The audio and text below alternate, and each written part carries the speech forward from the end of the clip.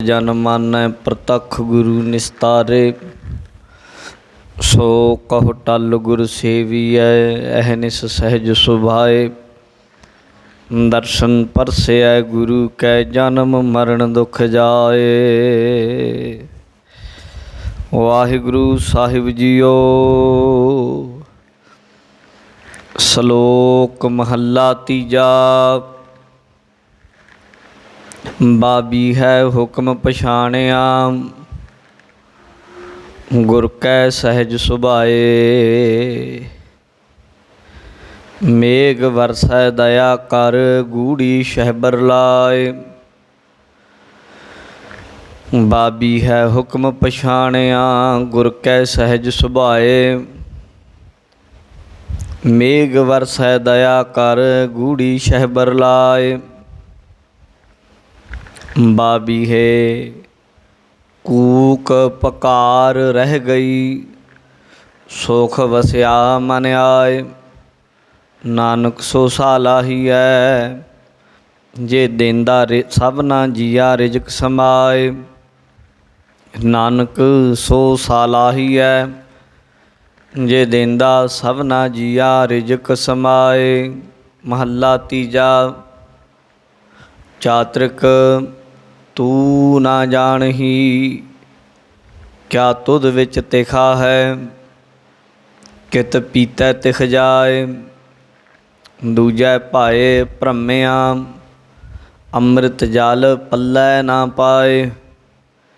नादर करे जे अपनी ता सतगुर मिलै सुभाए। नानक सतगुर ते अमृत जल पाया सहजे रहया समाए। पौड़ी एक वण खंड बैसह जाए सद न देवही। एक पाला कक्कर भन शीतल जल हेवही। एक भस्म चढ़ावह अंग मैल न धोवही। एक जटा बिकट बिकराल कुल घर खोवही। एक नगन फिरै दिन रात नींद न सोवही। एक अग्न जलावह अंग आप विगोवही। विण नावै तन शार क्या कह रोवही। सोहन खसम द्वार जे सतगुर सेवही। विण नावै तन शार क्या कह रोवही। सोहन खसम द्वार जे सतगुर सेवही। वाहिगुरु जी का खालसा वाहिगुरु जी की फतेह। बादशाह दरवेश बालिए दो जहान अमृत के दाते शमशीरे बहादुर साहिब कमाल मर्द गमड़े पातशाह धन धन साहिब श्री गुरु गोबिंद सिंह जी महाराज। उन्हां दे महान पावन पवित्र अस्थान तख्त श्री केसगढ़ साहिब जी विखे अपनियां हाज़रियां लवा रहे अति सत्कारयोग गुरु सवारे गुरु प्यारे खालसा जी सतसंगियो। वडभागे हाँ जो दीन दुनिया दे मालक गुरता गद्दी ते सुभाएमान धन धन साहिब सतगुरु श्री गुरु ग्रंथ साहिब जी महाराज जी दी पावन पवित्र हजूरी विच बैठ के अमृत बाणी हर हर तेरी सुन सुन होवै परम गत मेरी। वाहो वाहो बाणी निरंकार है तिस जेवड़ अवर न कोय। ऐसी इलाही अगमी अकाली अटल अमृतमयी गुरबाणी दी शब्द विचार कथा सरवण करन दे लई आप जी गुरु चरनां दे विच अपनियां हाज़रियां लवा रहे हो। दुनियादारी दे कम्मां धंदियां दे विचों समां कढ रहे हो। आप जी ने जो हुणे हुण शब्द सुनिया है गुरबाणी का, ये शब्द गुरु ग्रंथ साहिब जी के पवित्र अंग 1284 तो आरंभ होंदा है ਅਤੇ 1285 ਦੇ ਉੱਤੇ ਜਾ ਕੇ ਇਹ ਸ਼ਬਦ ਸੰਪੂਰਨ ਹੋ ਜਾਂਦਾ। ਇਹ ਜੋ ਪਿਛਲੇ ਕਈ ਦਿਨਾਂ ਤੋਂ ਪਾਵਨ ਲੜੀਵਾਰ ਵਿਚਾਰ ਚੱਲ ਰਹੀ ਹੈ, ਮਲਾਰ ਕੀ ਵਾਰ, ਮਲਾਰ ਰਾਗ ਦੇ ਅੰਦਰ ਵਾਰ ਹੈ ਪਹਿਲੇ ਪਾਤਸ਼ਾਹ ਗੁਰੂ ਨਾਨਕ ਦੇਵ ਜੀ ਦੀ। ਵਾਰ ਸਮਝੋ ਕਿ ਪੌੜੀਆਂ, ਉਹਦੇ ਵਿੱਚ ਸ਼ਲੋਕ ਹਨ ਤੀਜੇ ਪਾਤਸ਼ਾਹ ਜੀ ਦੇ, ਪੰਜਮ ਪਾਤਸ਼ਾਹ ਜੀ ਦੇ। ਆਓ ਉਸ ਵਾਰ ਦੀ 15ਵੀਂ ਪੌੜੀ ਅਤੇ ਉਸ ਦੇ ਨਾਲ ਸ਼ਲੋਕਾਂ ਦੀ ਵਿਚਾਰ ਕਰਦੇ ਹਾਂ। ਸਤਿਗੁਰੂ ਜੀ ਕੀ ਸਮਝਾਉਂਦੇ, ਮਨ ਚਿੱਤ ਨੂੰ ਬੜੇ ਹੀ ਪ੍ਰੇਮ ਦੇ ਨਾਲ ਗੁਰੂ ਚਰਨਾਂ ਵਿੱਚ ਜੋੜੀਏ, ਸ਼ਬਦ ਨੂੰ ਆਪਣੇ ਸੁਰਤ 'ਚ ਉਤਰਨ ਦਈਏ। ਹਾਜ਼ਰੀਆਂ ਲਵਾਉਂਦੇ ਹੋਏ ਜੀ ਆਖੋ ਸਤਿਨਾਮ ਸ਼੍ਰੀ ਵਾਹਿਗੁਰੂ ਸਾਹਿਬ ਜੀਓ। ਸ਼ਲੋਕ ਮਹੱਲਾ ਤੀਜਾ। ਸ਼ਲੋਕ ਮਹੱਲਾ ਤੀਜਾ। ਇੱਥੋਂ ਪਤਾ ਲੱਗਦਾ ਹੈ ਕਿ ਪਾਵਨ ਸ਼ਲੋਕ ਤੀਸਰੇ ਪਾਤਸ਼ਾਹ ਸਤਿਗੁਰੂ ਸਾਹਿਬ ਸ਼੍ਰੀ ਗੁਰੂ ਅਮਰਦਾਸ ਜੀ ਮਹਾਰਾਜ, ਉਹਨਾਂ ਦੀ ਰਸਨਾ ਤੋਂ ਉਚਾਰਨ ਹੋਇਆ ਹੈ। ਗੁਰੂ ਅਮਰਦਾਸ ਜੀ ਕੀ ਕਹਿੰਦੇ ਹਨ? ਬਾਬੀ ਹੈ ਹੁਕਮ ਪਛਾਣਿਆ, ਬਾਬੀ ਹੈ ਹੁਕਮ ਪਛਾਣਿਆ। ਬਬੀਹੇ ਨੂੰ, ਚਾਤਰਿਕ ਨੂੰ, ਸਾਰੰਗ ਨੂੰ ਸੋਝੀ ਲੱਗ ਗਈ, ਹੁਕਮ ਦੀ ਪਹਿਚਾਣ ਹੋ ਗਈ। ਕਿਵੇਂ? ਗੁਰ ਕੈ ਸਹਿਜ ਸੁਭਾਏ, ਗੁਰੂ ਦੇ ਚਰਨਾਂ ਨਾਲ ਜਦੋਂ ਇਹ ਜੁੜਿਆ ਅਤੇ ਗੁਰੂ ਜੀ ਦੇ ਅਨੁਸਾਰ ਹੀ ਹੋਇਆ ਅਤੇ ਸਹਿਜ ਆਤਮਿਕ ਅਡੋਲਤਾ ਇਹਨੂੰ ਪ੍ਰਾਪਤ ਹੋਈ, ਸੁਭਾਵਕ ਹੀ ਗੁਰੂ ਦੀ ਬਖਸ਼ਿਸ਼ ਦੇ ਨਾਲ ਹੋਈ ਹੈ। ਬਾਬੀ ਹੈ ਹੁਕਮ ਪਛਾਣਿਆ। ਬਾਬੀ ਹੈ ਜਾਣੀ ਇਹ ਜੀਵ ਹੈ ਜਿਹੜਾ ਇਨਸਾਨ, ਇਹਨੇ ਜਦੋਂ ਗੁਰੂ ਦੇ ਹੁਕਮ ਨੂੰ ਪਹਿਚਾਣਿਆ ਅਤੇ ਇਹਦੇ ਅੰਦਰ ਆਤਮਿਕ ਅਡੋਲਤਾ ਪ੍ਰਾਪਤ ਹੋ ਗਈ। ਅਤੇ ਮਹਾਰਾਜ ਕਹਿੰਦੇ ਹੁਕਮ ਜੋ ਹੈ ਗੁਰੂ ਦੀ ਕਿਰਪਾ ਨਾਲ ਹੀ ਪਹਿਚਾਣਿਆ ਜਾਂਦਾ ਹੈ, ਨਹੀਂ ਤਾਂ ਹੁਕਮ ਦੀ ਛੇਤੀ ਕੀਤਿਆਂ ਸੋਝੀ ਨਹੀਂ ਪੈਂਦੀ ਹੈ। ਹੁਕਮ ਕੀ? ਹੁਕਮ ਪਰਮਾਤਮਾ ਦਾ ਨਾਮ, ਨਾਮ ਨਾਲ ਪਰਮਾਤਮਾ ਵਾਹਿਗੁਰੂ ਦੇ ਨਾਲ ਪ੍ਰੇਮ ਪੈਂਦਾ ਹੈ। ਜਿਉਂ-ਜਿਉਂ ਕੋਈ ਰਸਨਾ ਦੇ ਨਾਲ ਨਾਮ ਜਪਦਾ ਹੈ, ਤਿਉਂ-ਤਿਉਂ ਪ੍ਰੇਮ ਵਧੀ ਜਾਂਦਾ ਹੈ।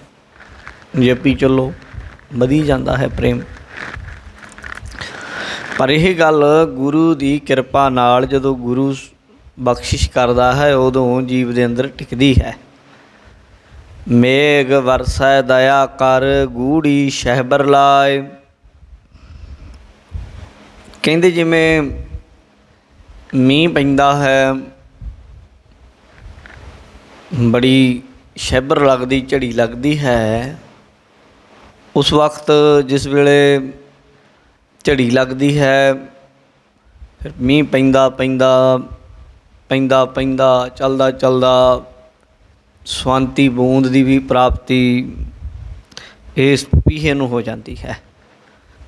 ਸਵੰਤੀ ਬੂੰਦ ਇੱਕ ਐਸੀ ਕਹਿ ਲਓ ਕਿ ਅੰਮ੍ਰਿਤ ਹੈ ਪਪੀਹੇ ਦੇ ਲਈ, ਉਹਦੀ ਪਿਆਸ ਬੁਝਣ ਦਾ ਸਬੱਬ ਬਣ ਜਾਂਦੀ ਹੈ। ਇਸੇ ਤਰੀਕੇ ਮਹਾਰਾਜ ਕਹਿੰਦੇ ਮੇਘ ਵਰਸੈ ਦਇਆ ਕਰ। ਇਹ ਜੀਵ ਪਪੀਹੇ ਦੇ ਉੱਤੇ ਮੇਘ ਪਰਮਾਤਮਾ ਰੂਪੀ ਬੱਦਲ ਵਰਸਦਾ, ਦਇਆ ਕਰਦਾ, ਕਿਰਪਾ ਉਹਦੀ ਕਿਰਪਾ ਰੂਪੀ ਬੱਦਲ ਵਰਸਦੀ ਹੈ। ਕਣੀ ਆਉਂਦੀ ਹੈ ਮੋਟੀ ਮੋਟੀ। ਗੂੜੀ ਸ਼ਹਿਬਰ ਲਾਏ, ਕਹਿੰਦੇ ਫਿਰ ਗੂੜੀ ਸ਼ਹਿਬਰ ਲੱਗਦੀ ਹੈ, ਲਗਾਤਾਰ ਵਰਸੀ ਹੋ ਜਾਂਦਾ। ਕਿੱਥੇ ਤਪਦੇ ਪਏ ਸੀ, ਜਿਹਦੀ ਹਾਲਤ ਗੁਰੂ ਜੀ ਨੇ ਆਪਣੀ ਬਾਣੀ 'ਚ ਬਿਆਨ ਕੀਤੀ ਹੈ, ਜੀਓ ਤਪਤ ਹੈ ਬਾਰੋ ਬਾਰ, ਤਪ ਤਪ ਖਪੈ ਬਹੁਤ ਬੇਕਾਰ।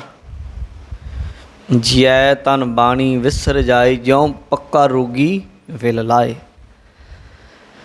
ਇਉਂ ਤਪਦਾ ਪਿਆ ਸੀ ਜਿਵੇਂ ਕੋਈ ਪੱਕਾ ਰੋਗੀ। ਪਹਿਲੇ ਟਾਈਮਾਂ ਦੇ ਵਿੱਚ ਕੋਹੜ ਦੇ ਰੋਗ ਨੂੰ ਪੱਕਾ ਰੋਗ ਕਿਹਾ ਜਾਂਦਾ ਸੀ।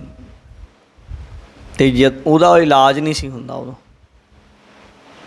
ਤੇ ਜਦੋਂ ਕਿਤੇ ਉਹ ਰੋਗ ਹੁੰਦਾ ਸੀ, ਜਿਹੜਾ ਕੋਈ ਨੇੜੇ ਵੀ ਕੋਈ ਬੰਦਾ ਨਹੀਂ ਸੀ ਆਉਂਦਾ, ਖੌਰੇ ਕਿਤੇ ਰੋਗ ਮੈਨੂੰ ਹੀ ਨਾ ਲੱਗ ਜਾਏ। ਘਰ ਦੇ ਪਰਿਵਾਰ ਦੇ ਜੀਅ ਵੀ ਬੰਦੇ ਦਾ ਸਾਥ ਛੱਡ ਜਾਂਦੇ। ਬਾਹਰ ਵਾਰ ਕਿਤੇ ਜੰਗਲ ਬਿਆਬਾਨ ਦੇ ਵਿੱਚ ਉਹਦੀ ਕੁਟੀਆ ਪਾ ਦਿੱਤੀ ਜਾਂਦੀ। ਉੱਥੇ ਬਾਹਰ ਕਿਸੇ ਥਾਂ 'ਤੇ ਕੋਈ ਪ੍ਰਸ਼ਾਦਾ ਪਾਣੀ ਰੱਖਿਆ ਹੁੰਦਾ, ਉੱਥੋਂ ਚੁੱਕ ਲੈਂਦਾ ਸੀ ਉਹ। ਘਰ ਦੇ ਵੀ ਸਾਥ ਛੱਡ ਜਾਂਦੇ ਸੀ। ਇੱਦਾਂ ਦੀ ਹਾਲਤ, ਮਹਾਰਾਜ ਕਹਿੰਦੇ ਇੱਦਾਂ ਦੀ ਹਾਲਤ 'ਚ ਜੀਵ ਦਾ ਮਨ ਜਿਵੇਂ ਤਪਿਆ ਹੁੰਦਾ ਹੈ। ਇੰਨੀ ਤਪਸ਼ ਅੰਦਰ ਹਿਰਦੇ 'ਚ ਪਈ। ਅਤੇ ਫਿਰ ਜਦੋਂ ਗੁਰੂ ਕਿਰਪਾ ਕਰਦਾ ਹੈ, ਫਿਰ ਇੰਨਾ ਕੁ ਆਨੰਦ ਆਉਂਦਾ, ਠੰਡਕ ਆਉਂਦੀ ਹੈ ਕਿ ਅੰਦਰੋਂ ਸਾਧ ਸੰਗਤ ਜੀ ਤਪਸ਼ ਬੁਝ ਜਾਂਦੀ ਹੈ। ਤਪਤ ਕੜਾਹਾ ਬੁਝ ਗਿਆ, ਗੁਰ ਸ਼ੀਤਲ ਨਾਮ ਦਇਓ। ਜਦੋਂ ਗੁਰੂ ਨਾਮ ਦੀ ਬਖਸ਼ਿਸ਼ ਕਰਦੇ ਹਨ ਸਤਿਗੁਰੂ ਪਾਤਸ਼ਾਹ, ਇਹ ਫਿਰ ਅੰਦਰ ਜਿਹੜਾ ਸਾਧ ਸੰਗਤ ਜੀ ਅੱਗਾਂ ਲੱਗੀਆਂ ਪਈਆਂ ਹਨ ਵਿਕਾਰਾਂ ਦੀਆਂ, ਲੋਭ ਦੀ, ਮੋਹ ਦੀ, ਹਿੰਸਾ ਦੀ, ਕ੍ਰੋਧ ਦੀ, ਇਹ ਨਦੀਆਂ ਭਰ ਭਰ ਚੱਲਦੀਆਂ ਹਨ। ਅਤੇ ਮਹਾਰਾਜ ਜੀ ਕਹਿ ਰਹੇ ਹਨ, ਕਹਿੰਦੇ ਭਾਈ ਫਿਰ ਬਖਸ਼ਿਸ਼ ਐਸੀ ਹੋਈ ਕਿ ਕਹਿੰਦੇ ਮੇਘ ਵਰਸੈ ਦਇਆ ਕਰ ਗੂੜੀ ਸ਼ਹਿਬਰ ਲਾਏ। ਫਿਰ ਐਸਾ ਬੱਦਲ ਆਉਂਦਾ ਹੈ, ਮੀਂਹ ਪੈਂਦਾ ਹੈ, ਗੂੜੀ ਸ਼ਹਿਬਰ ਲੱਗਦੀ, ਝੜੀ ਲੱਗ ਜਾਂਦੀ, ਅੰਦਰਲੀ ਜਿਹੜੀ ਖੁਸ਼ਕੀ ਹੁੰਦੀ ਉਹ ਸਾਰੀ ਚਲੀ ਜਾਂਦੀ ਹੈ। ਅੰਦਰ ਜਿਹੜੀ ਵਿਪਰੀਤ ਭਾਵਨਾ ਬਣੀ ਹੁੰਦੀ, ਸ਼ੰਕੇ ਬਣੇ ਹੁੰਦੇ, ਨਾਸਤਿਕਤਾ ਦੀ ਖੁਸ਼ਕੀ ਹੁੰਦੀ, ਉਹ ਸਭ ਚੱਕੀ ਜਾਂਦੀ ਹੈ। ਅੰਦਰ ਫਿਰ ਟਿਕ ਜਾਂਦਾ ਹੈ ਨਾਮ। ਇਉਂ ਮਹਾਰਾਜ ਜੀ ਸਮਝਾ ਰਹੇ, ਬਾਬੀ ਹੈ ਕੂਕ ਪੁਕਾਰ ਰਹਿ ਗਈ, ਸੁਖ ਵਸਿਆ ਮਨ ਆਏ। ਬਬੀਹੇ ਦੀ ਉਹ ਕੂਕ ਪੁਕਾਰ ਰਹਿ ਜਾਂਦੀ ਹੈ, ਜਿਹੜੀ ਉਹਦੇ ਅੰਦਰ ਤੜਫ ਹੁੰਦੀ ਹੈ, ਜਿਸ ਤਰੀਕੇ ਦੇ ਨਾਲ ਉਹ ਪਹਿਲਾਂ ਰੋਂਦਾ ਹੈ, ਉਹ ਚਲੀ ਜਾਂਦੀ। ਹੁਣ ਉਹ ਪਿਆਸਾ ਨਹੀਂ, ਹੁਣ ਪਹਿਲਾਂ ਤਾਂ ਉਹ ਤਰਲੇ ਪਾਉਂਦਾ ਸੀ, ਹੁਣ ਉਹ ਸੋਹਲੇ ਗਾਏਗਾ। ਗਾਏਗਾ ਤਾਂ ਜ਼ਰੂਰ। ਇੱਦਾਂ ਹੀ ਜੀਵ ਹੈ, ਜਦੋਂ ਤੱਕ ਖਾਲੀ ਹੈ, ਅੰਦਰ ਤ੍ਰਿਪਤੀ ਨਹੀਂ ਹੋਈ, ਉਦੋਂ ਤਰਲੇ ਪਾਉਂਦਾ ਹੈ, ਤਰਸਦਾ ਹੈ, ਹੱਥ ਜੋੜ ਜੋੜ ਬੇਨਤੀਆਂ ਕਰਦਾ ਹੈ, ਚਰਨਾਂ 'ਤੇ ਡਿੱਗਦਾ ਹੈ, ਮੱਥੇ ਟੇਕਦਾ ਹੈ, ਆਪਣਾ ਆਪਾ ਵਾਰਨ ਨੂੰ ਤਿਆਰ ਬੈਠਾ ਹੈ। ਕਹਿੰਦਾ ਵੀ ਮੈਂ ਆਪਣੇ ਆਪੇ ਨੂੰ ਵੀ ਵੇਚ ਦੇਵਾਂ, ਪਰ ਕੋਈ ਆ ਕੇ ਮਿਲਾਵੇ ਤਾਂ ਸਹੀ, ਕੋਈ ਆਣ ਮਿਲਾਵੇ। ਮੇਰਾ ਪ੍ਰੀਤਮ ਪਿਆਰਾ ਹੋਂ ਤਿਸ ਪਹਿ ਆਪ ਵਿੱਚ ਆਈ, ਕਿਉਂ ਦਰਸ਼ਨ ਹਰ ਦੇਖਣ ਕਹਿਤਾ ਈ। ਪਰ ਜਦੋਂ ਕਿਰਪਾ ਹੋ ਗਈ, ਬਖਸ਼ਿਸ਼ ਹੋ ਗਈ, ਬੋਲਦਾ ਹੁਣ ਵੀ ਹੈ, ਪਰ ਹੁਣ ਉਹਦੇ ਗੀਤ ਗਾਉਂਦਾ ਹੈ। ਹੁਣ ਕਹਿੰਦਾ ਹੈ ਸਾਜਨੜਾ ਮੇਰਾ ਸਾਜਨੜਾ, ਨਿਕਟ ਖਲੋਇੜਾ ਮੇਰਾ ਸਾਜਨੜਾ। ਹੁਣ ਉਹਦੀ ਧੁਨੀ ਬਦਲ ਗਈ। ਪਹਿਲਾਂ ਆਪਣੇ ਲਈ ਤਰਲੇ ਪਾਉਂਦਾ ਸੀ, ਹੁਣ ਦੂਜਿਆਂ ਦੇ ਲਈ ਉਹ ਮਾਰਗ ਦਰਸ਼ਨ ਦਿੰਦਾ ਹੈ, ਮਾਰਗ ਦਰਸ਼ਨ ਕਰਾਉਂਦਾ ਹੈ। ਮਾਰਗ ਦਾ ਦਰਸ਼ਕ ਜਿਵੇਂ ਹੁੰਦਾ ਹੈ, ਦੱਸਣ ਵਾਲਾ। ਆਪ ਵੀ ਚੱਲਦਾ ਹੈ ਔਰ ਦੂਜਿਆਂ ਨੂੰ ਉਹ ਰਾਹ ਨੁਮਾ ਹੋ ਕੇ ਹੋਰਾਂ ਦੇ ਲਈ ਇੱਕ ਸੀਖ ਬਣ ਜਾਂਦਾ ਹੈ, ਇੱਕ ਸਿੱਖਿਆ ਬਣ ਜਾਂਦਾ ਹੈ। ਦੂਜੇ ਦੇਖਦੇ ਕਿ ਦੇਖੋ ਇਹਦੇ ਅੰਦਰ ਤ੍ਰਿਪਤੀ ਆ ਗਈ ਹੈ, ਬਈ ਸਾਨੂੰ ਕਿਉਂ ਨਾ ਆਏਗੀ, ਇਹਨੂੰ ਆ ਗਈ। ਉਹ ਆਪ ਵੀ ਕਹਿੰਦਾ ਬਈ ਜੇ ਸਾਡੇ ਵਰਗਿਆਂ ਨੂੰ ਆ ਸਕਦੀ ਤ੍ਰਿਪਤੀ, ਸ਼ਾਂਤੀ, ਤਾਂ ਤੁਹਾਨੂੰ ਵੀ ਮਿਲ ਸਕਦੀ ਹੈ। ਉਹਦੀ ਫਿਰ ਕੂਕ ਪੁਕਾਰ ਸੀ ਜਿਹੜੀ, ਉਹ ਹੁਣ ਹੈ ਨਹੀਂ। ਕੋ ਬਾਬੀ ਹੈ ਕੂਕ ਪੁਕਾਰ ਰਹਿ ਗਈ, ਉਹਨੂੰ ਹੁਣ ਕੂਕਾਂ ਉਹਦੀਆਂ ਪੁਕਾਰਾਂ ਰਹਿ ਗਈਆਂ। ਜਾਣੀ ਹੁਣ ਲੋੜ ਨਹੀਂ, ਹੁਣ ਪਹੁੰਚ ਗਈਆਂ, ਪੂਰੀਆਂ ਹੋ ਗਈਆਂ।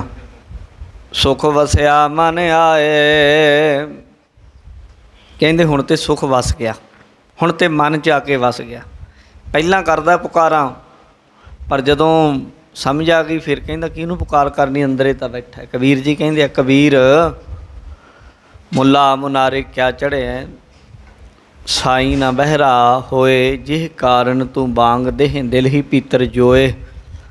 ਕਬੀਰ ਜੀ ਕਹਿੰਦੇ ਮੌਲਾਨੇ ਨੂੰ ਇਹ ਮੌਲਵੀ ਕੋਠੇ 'ਤੇ ਚੜ੍ਹ ਕੇ ਵਾਂਗਾਂ ਕਾਹਦੀਆਂ ਦੇਣਾ, ਉੱਤੇ ਨੂੰ ਮੂੰਹ ਚੁੱਕ ਚੁੱਕ ਕੇ ਕਾਹਦੇ ਲਈ ਵਾਂਗਾਂ ਦੇਣਾ। क्यों, किस कारण ਲਈ? कबीर जी कहते कबीर मुला मुनारे क्या चढ़े। मुनारे ते काहदे ਲਈ चढ़दा उत्ते जाके? ਉੱਚੀਆਂ ਉੱਚੀਆਂ ਆਵਾਜ਼ਾਂ ਕਹਿੰਦਾ जी मैं रब नूं बुलाना, रब नूं याद करना।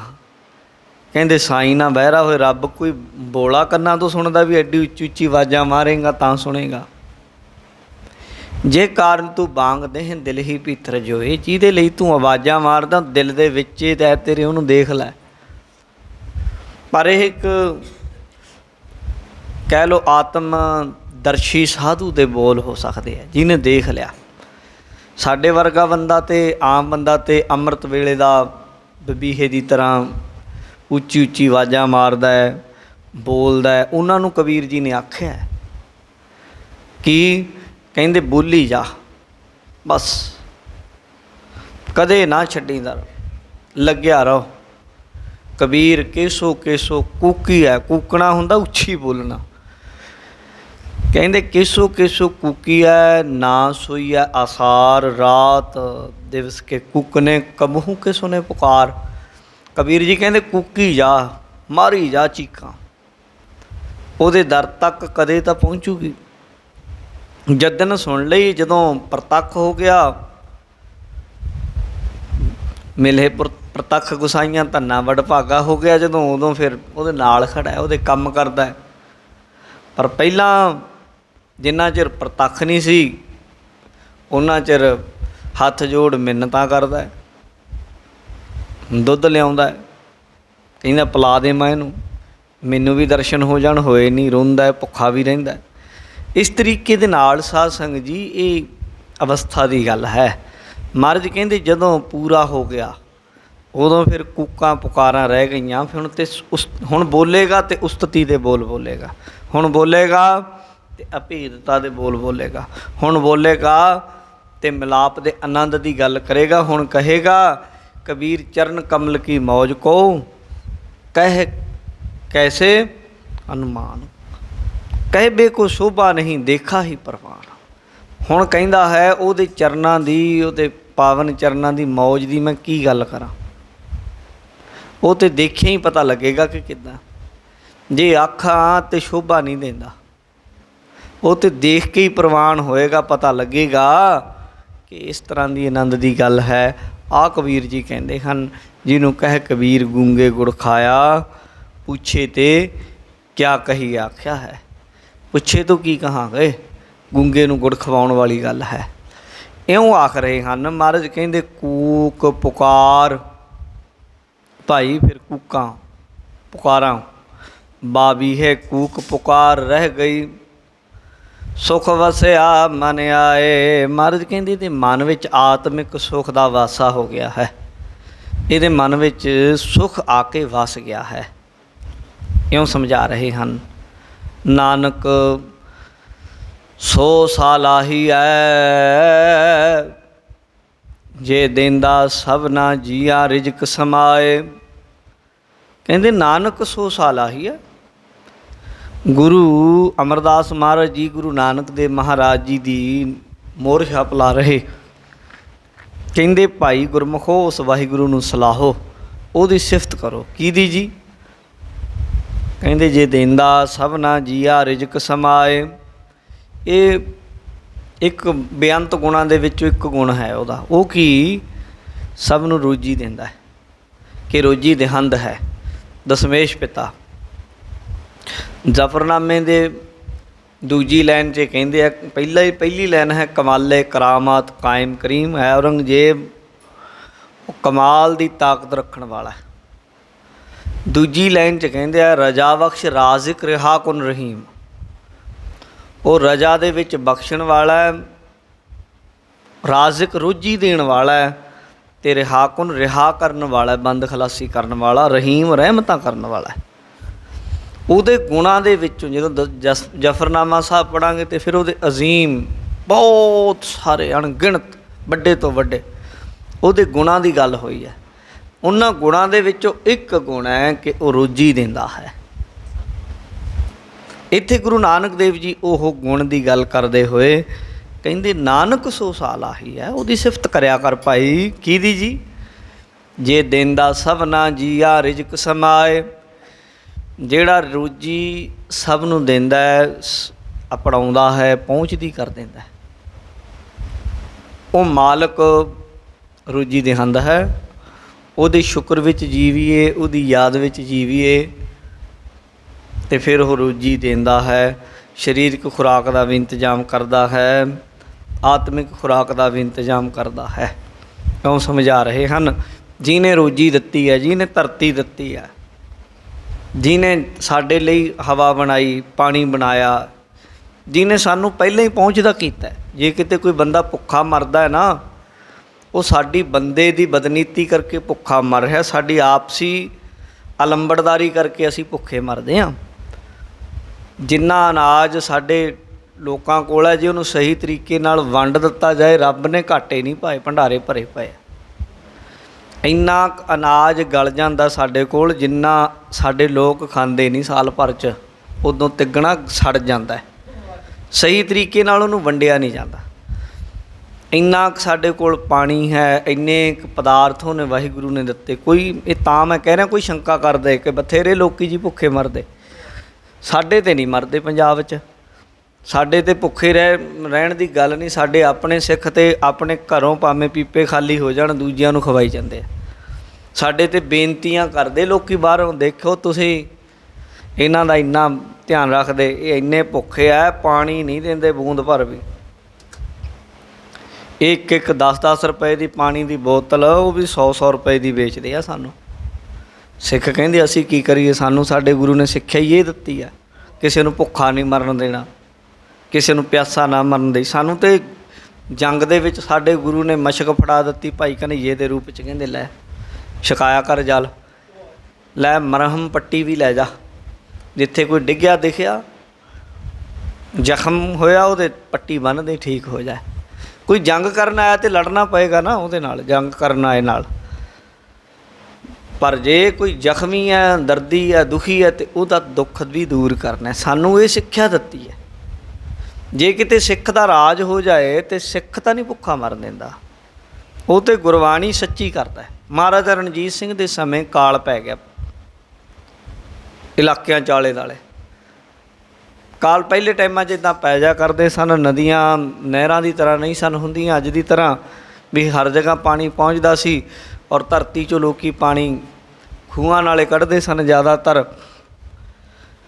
ਅਤੇ ਅੱਜ ਦੀ ਤਰ੍ਹਾਂ ਸਮਰਸੀਬਲ ਮੋਟਰਾਂ ਨਹੀਂ ਸੀ ਲੱਗੀਆਂ, ਅਤੇ ਉਹਦੇ ਤਰੀਕੇ ਨਾਲ ਕਈ ਵਾਰ ਮੀਂਹ ਨਾ ਪੈਣਾ, ਅਤੇ ਅਕਸਰ ਹੀ 10-20 ਸਾਲੀ ਕਦੇ ਨਾ ਕਦੇ ਕਾਲ ਪੈ ਜਾਣਾ, ਅਨਾਜ ਨਾ ਹੋਣਾ।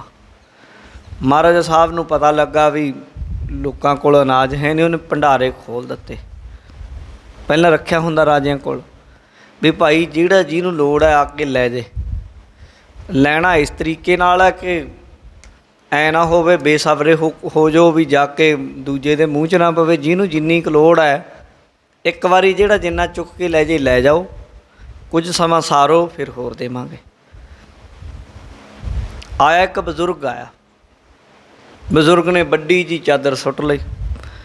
ਬਜ਼ੁਰਗ ਘਰ ਦੇ ਵਿੱਚ ਨਿੱਕੇ ਨਿਆਣੇ ਸਨ, ਪੁੱਤ ਬਿਮਾਰ ਸੀ, ਘਰਵਾਲੀ ਬਿਮਾਰ ਸੀ, ਬੜੀ ਪਰੇਸ਼ਾਨੀ ਸੀ, ਇਕੱਲਾ ਹੀ ਸੀ ਘਰੇ। ਵੱਡੀ ਜੀ ਚਾਦਰ ਪਾਂਡੋ ਨੇ ਸੁੱਟ ਦਿੱਤੀ, ਪਾਈ ਜਾਏ ਉਹਦੇ ਵਿੱਚ ਸਾਰਾ ਰਾਸ਼ਨ ਪਾ ਲਿਆ, ਹੁਣ ਉਹ ਤੋਂ ਚੁੱਕਿਆ ਨਾ ਜਾਵੇ। ਹੁਕਮ ਸੀ ਵੀ ਇੱਕ ਵਾਰੀ ਲੈ ਜਾਓ ਬਾਈ, ਜਿਹਨੇ ਲੈ ਕੇ ਜਾਣਾ। ਲੋਕਾਂ ਨੂੰ ਭੁੱਖ 'ਚ ਇਹ ਵੀ ਹੁੰਦਾ ਵੀ ਖੌਰੇ ਪਤਾ ਨਹੀਂ ਮੁੜ ਮਿਲੇ ਨਾ ਮਿਲੇ, ਪਰ ਸਿੱਖ ਰਾਜ 'ਚ ਐਸਾ ਨਹੀਂ ਹੋ ਸਕਦਾ। ਪਰ ਲੋਕਾਂ ਦੀ ਮਾਨਸਿਕਤਾ ਹੌਲੀ ਹੌਲੀ ਬਦਲਦੀ ਹੈ। ਉਹਨੇ ਕਾਫੀ ਵੱਡੀ ਪੰਡ ਚੁੱਕ ਲਈ, ਭਰ ਲਈ, ਅਤੇ ਚੁੱਕੀ ਜਾਵੇ ਨਾ। ਇੱਕ ਨੌਜਵਾਨ ਆਇਆ, ਨੌਜਵਾਨ ਨੇ ਪੁੱਛਿਆ ਬਜ਼ੁਰਗੋ, ਸਾਫਾ ਜਿਹਾ ਲਪੇਟਿਆ ਹੋਇਆ ਸਿਰ ਦੇ ਉੱਤੇ, ਇਹ ਕੀ, ਇਹ ਏਡੀ ਵੱਡੀ ਕਿਉਂ ਭਰੀ? ਉਹ ਕਹਿੰਦਾ ਭਾਈ ਸਾਡਾ ਰਾਜਾ ਬੜਾ ਦਿਆਲੂ ਹੈ, ਉਹਨੇ ਸਾਡੇ ਲੋਕਾਂ ਨੂੰ ਦੇਖਿਆ ਕਿ ਕੋਈ ਭੁੱਖਾ ਨਾ ਮਰੇ, ਸਭ ਨੂੰ ਆਖਿਆ ਭਾਈ ਆਪੋ ਆਪਣੀ ਲੋੜ ਅਨੁਸਾਰ ਲੈ ਜਾਓ ਭਰ ਕੇ, ਇੱਕ ਇੱਕ ਘਰ ਦਾ ਜੀ। ਮੇਰੇ ਘਰ 'ਚੋਂ ਕੋਈ ਹੋਰ ਆ ਨਹੀਂ ਸਕਦਾ, ਮੇਰਾ ਪੁੱਤ ਵੀ ਬਿਮਾਰ ਹੈ, ਮੇਰੀ ਘਰ ਵਾਲੀ ਵੀ ਬਿਮਾਰ ਹੈ, ਅੱਗੇ ਛੋਟੇ ਛੋਟੇ ਨਿਆਣੇ ਹੈ, ਮੇਰੇ ਉੱਤੇ ਬਜ਼ੁਰਗ ਮਾਂ ਪਿਓ ਵੀ ਬੈਠੇ ਹੈ, ਪਰ ਉਹ ਵੀ ਚੁੱਕ ਨਹੀਂ ਸਕਦੇ। ਮੈਂ ਬੜਾ ਮਜਬੂਰ, ਮੈਨੂੰ ਇਹ ਹੁਣ ਇਹ ਹੈ ਵੀ ਜੇ ਮੈਂ ਨਾ ਲੈ ਕੇ ਗਿਆ ਭਰ ਕੇ, ਖੌਰੇ 2 ਮਹੀਨੇ 4 ਮਹੀਨੇ ਚੱਲੂ ਕਿ ਨਹੀਂ ਚੱਲੂ, ਮੈਨੂੰ ਲੈ ਕੇ ਜਾਣਾ ਪਊ। ਕਹਿੰਦੇ ਚੰਗਾ ਬਜ਼ੁਰਗ ਮੈਨੂੰ ਚੁਕਾ ਦਿਓ। ਪੰਡ ਚੁੱਕ ਲਈ, ਚੁੱਕ ਕੇ ਉਹਦੇ ਘਰੇ ਸੁੱਟ ਆਂਦੀ। ਪੁੱਛਿਆ ਤੂੰ ਕੌਣ ਹੈ? ਬਜ਼ੁਰਗ ਨੇ ਕਹਿੰਦਾ ਮੈਂ ਉਹੀ ਹਾਂ ਜਿਹਨੂੰ ਤੂੰ ਸਾਡਾ ਨੌਜਵਾਨ ਰਾਜਾ ਕਹਿੰਦਾ, ਮਹਾਰਾਜਾ ਰਣਜੀਤ ਸਿੰਘ। ਜਾਣੀ ਉਹ ਆਪ ਚੁੱਕ ਕੇ ਪੰਡਾਂ ਸਿਰ ਦੇ ਉੱਤੇ ਲੋਕਾਂ ਦੇ ਉਹਨਾਂ ਦੇ ਘਰੇ ਪਹੁੰਚਾ ਦਿੰਦਾ। ਇਹ ਸਿੱਖਾਂ ਦੇ ਰਾਜ ਦਾ ਇਤਿਹਾਸ ਹੈ, ਕਿਰਦਾਰ ਹੈ ਇਹਨਾਂ ਦਾ। ਅੱਜ ਤੇ ਕਈ ਸਿੱਖਾਂ ਦੇ ਮੂੰਹੋਂ ਇਹ ਗੱਲਾਂ ਸੁਣਨ ਨੂੰ ਮਿਲਦੀਆਂ, ਸਿੱਖ ਤੇ ਸਿੱਖ ਕਈ ਪ੍ਰਚਾਰਕ। ਇਹ ਸ਼ਬਦ ਮੈਂ ਤਾਂ ਵਰਤ ਲਿਆ ਵੀ ਸਿੱਖ ਤੇ ਸਿੱਖ ਪ੍ਰਚਾਰਕ, ਕਿਉਂਕਿ ਜ਼ਿਆਦਾਤਰ ਪ੍ਰਚਾਰਕ ਸਿੱਖ ਘੱਟ ਹੈ। ਕੁਝ ਕਿਤੇ ਵਪਾਰੀ ਹੈ, ਕਹਿਣ ਨੂੰ ਬਹੁਤ ਹੈ ਦੂਜੇ, ਪਰ ਜਦੋਂ ਕਿਤੇ ਉਹਨਾਂ ਦਾ ਆਪਣਾ ਜੀਵਨ ਦੇਖੋ ਕੱਖ ਵੀ ਨਾ, ਕੁਛ ਵੀ ਨਹੀਂ, ਬਾਹਰੀ ਤੌਰ 'ਤੇ ਵੀ ਨਹੀਂ। ਫਿਰ ਜਿੱਥੇ ਕਿਤੇ ਉਹਨਾਂ ਨੂੰ ਮੌਕਾ ਲੱਗਦਾ ਹੈ ਸਿੱਖ ਧਰਮ ਦੀ ਭੰਡੀ ਕਰਦੇ ਆ, ਸਿੱਖਾਂ ਦੀ ਵਿਰੋਧਤਾ ਕਰਦੇ ਆ, ਗੁਰਬਾਣੀ ਦੇ ਗਲਤ ਅਰਥ ਕਰਦੇ ਆ। ਅੱਬਲਾਂ ਤਾਂ ਕਰਦੇ ਹੀ ਨਹੀਂ। ਜੇ ਕਿਤੇ ਜ਼ੋਰ ਪਾ ਕੇ ਸਾਰੇ ਆਖਣ ਤੁਸੀਂ ਕੀਤਾ ਕੀ ਹੈ ਭੰਡੀ ਤੋਂ ਬਿਨਾਂ ਅੱਜ ਤੱਕ, ਦਿਖਾਓ ਤੁਹਾਡੀ ਕੋਈ ਜਪਜੀ ਸਾਹਿਬ ਦੀ ਕਥਾ, ਦਿਖਾਓ 5 ਬਾਣੀਆਂ ਦੀ ਕੀਤੀ ਤੁਸੀਂ। ਫਿਰ ਉਹਨਾਂ ਨੂੰ ਲੱਗਦਾ ਵੀ ਲੋਕੀ ਤਾਂ ਪੈ ਗਏ ਸਾਨੂੰ।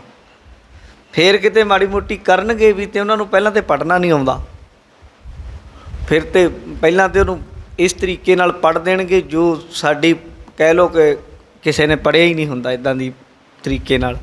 ਫਿਰ ਜਿਨ੍ਹਾਂ ਨੂੰ ਪੜ੍ਹਨਾ ਸਹੀ ਨਾ ਆਵੇ ਫਿਰ ਇਹ ਭੁਲੇਖਾ ਹੀ ਹੈ ਵੀ ਉਹ ਅਰਥ ਠੀਕ ਕੱਢ ਲੈਣਗੇ, ਅਰਥ ਵੀ ਨਹੀਂ ਨਿਕਲਦੇ, ਫਿਰ ਨਿੰਦਿਆ। ਇਸ ਤਰੀਕੇ ਦੇ ਨਾਲ ਤਾਂ ਮੈਂ ਸ਼ਬਦ ਵਰਤਿਆ ਵੀ ਕੁਝ ਸਾਡੇ ਸਿੱਖ ਅਤੇ ਕੁਝ ਪ੍ਰਚਾਰਕ, ਨਹੀਂ ਤਾਂ ਪ੍ਰਚਾਰਕ ਸਿੱਖਾਂ ਦੀ ਸ਼੍ਰੇਣੀ 'ਚ ਆਉਣੇ ਚਾਹੀਦੇ ਆ। ਅਤੇ ਉਹਨਾਂ ਦੇ ਮੂੰਹੋਂ ਮੈਂ ਇਹ ਕਿਹਾ, ਕਹਿੰਦੇ ਜੇ ਸਿੱਖਾਂ ਨੂੰ ਰਾਜ ਮਿਲ ਜੇ ਇਹ ਆਪਸ ਵਿੱਚ ਲੜ ਲੜ ਮਰ ਜਾਣਗੇ। ਦੇਖੋ ਇਹ ਸਿੱਖ ਦੀ ਬੋਲੀ ਆ, ਇਹ ਕਿਸੇ ਗੱਲ ਨੂੰ ਕਿਸੇ ਕਸਵੱਟੀ ਦੇ ਪਰਖ ਹੀ ਕਿਹਾ ਜਾਂਦਾ।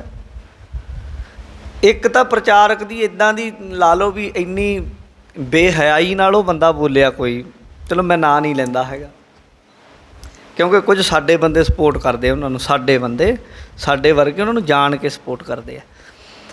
ਉਹਨੇ ਇਹ ਗੱਲ ਆਖੀ, ਕਹਿੰਦੇ ਜੇ ਸਿੱਖਾਂ ਨੂੰ ਰਾਜ ਮਿਲ ਗਿਆ ਇਹਨਾਂ ਨੇ ਤਾਂ ਘੋੜਿਆਂ ਨੂੰ ਇਹ ਲੰਗਰ ਛਕਾ ਦੇਣਾ, ਘੋੜਿਆਂ ਨੂੰ ਹੈ ਕਿਸੇ ਨਿਹੰਗ ਨੂੰ ਮੁਖੀ ਬਣਾ ਦੇਣਾ। ਅਗਲੇ ਦਿਨ ਉਹਨੂੰ ਪੁੱਛਾਂਗੇ ਉਹ ਰਾਸ਼ਨ ਦਿਓ, ਕਹੂਗਾ ਨਹੀਂ ਨਹੀਂ ਉਹ ਤਾਂ ਘੋੜਿਆਂ ਨੂੰ ਚਰਾ ਦਿੱਤਾ। ਉਹਨੂੰ ਬਾਦਾ ਕੱਲ ਨੂੰ ਇੰਨਾ ਵੀ ਨਹੀਂ ਪਤਾ ਵੀ ਭੰਡਾਰਾ ਐਡਾ ਕੁ ਹੁੰਦਾ ਵੀ ਘੋੜੇ ਚਰ ਜਾਣਗੇ। ਐਡਾ ਕੁ ਭੰਡਾਰਾ ਖਾਲਸੇ ਦਾ ਹੋਏਗਾ, ਜਦੋਂ ਵੀ ਹੋਏਗਾ ਮਹਾਰਾਜ ਕਿਰਪਾ ਕਰਨਗੇ। ਖਾਲਸਾ ਰਾਜ ਤੇ ਰਾਜ ਦੁਨੀਆ, ਕੁੱਲ ਦੁਨੀਆ ਦੇ ਵਿੱਚ ਕਾਲ ਪੈ ਜੇ, ਸਿੱਖਾਂ ਦੇ ਰਾਜ 'ਚ ਕਾਲ ਨਹੀਂ ਪੈ ਸਕੇਗਾ, ਕੋਈ ਭੁੱਖਾ ਨਹੀਂ ਮਰੇਗਾ। ਕਿਉਂ? ਕਿਉਂਕਿ ਇਹਦੇ ਅੰਦਰ ਸੁਭਾਅ ਹੈ ਵੰਡ ਛਕਣ ਦਾ। ਇਹ ਜਦੋਂ ਹੁਣ ਕੀ ਹੈ, ਹੁਣ ਇਸ ਤਰ੍ਹਾਂ ਦਾ ਪ੍ਰਬੰਧ ਹੋਇਆ ਪਿਆ, ਚਾਰੇ ਪਾਸੇ ਧੱਕਾਸ਼ਾਹੀ ਹੈ, ਚਾਰੇ ਪਾਸੇ ਲੁੱਟ ਖਸੁੱਟ ਹੈ, ਚਾਰੇ ਪਾਸੇ ਰਿਸ਼ਵਤਖੋਰੀ ਹੈ। ਇਹੋ ਜਿਹੇ ਲੋਕਾਂ ਦੇ ਵਿੱਚ ਰਹਿਣਾ ਸਿੱਖ ਨੂੰ ਵੀ ਫਿਰ ਇਸ ਤਰੀਕੇ ਨਾਲ ਰਹਿਣਾ ਪੈਂਦਾ ਵੀ ਇਹ ਲੁੱਟ ਨਾ ਲੈਣ।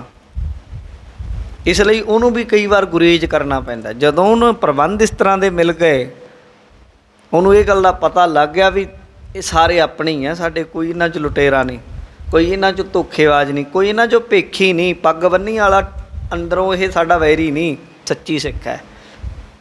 ਉਹਨੂੰ ਕੀ ਲੋੜ ਆ ਇਕੱਠਾ ਕਰਨ ਦੀ, ਸਾਰਾ ਵੰਡ ਦੂਗਾ। ਉਹਨੂੰ ਕੀ, ਉਹਨੂੰ ਪਤਾ ਮੈਨੂੰ ਭੁੱਖਾ ਨਹੀਂ ਮਰ ਦਿੰਦਾ।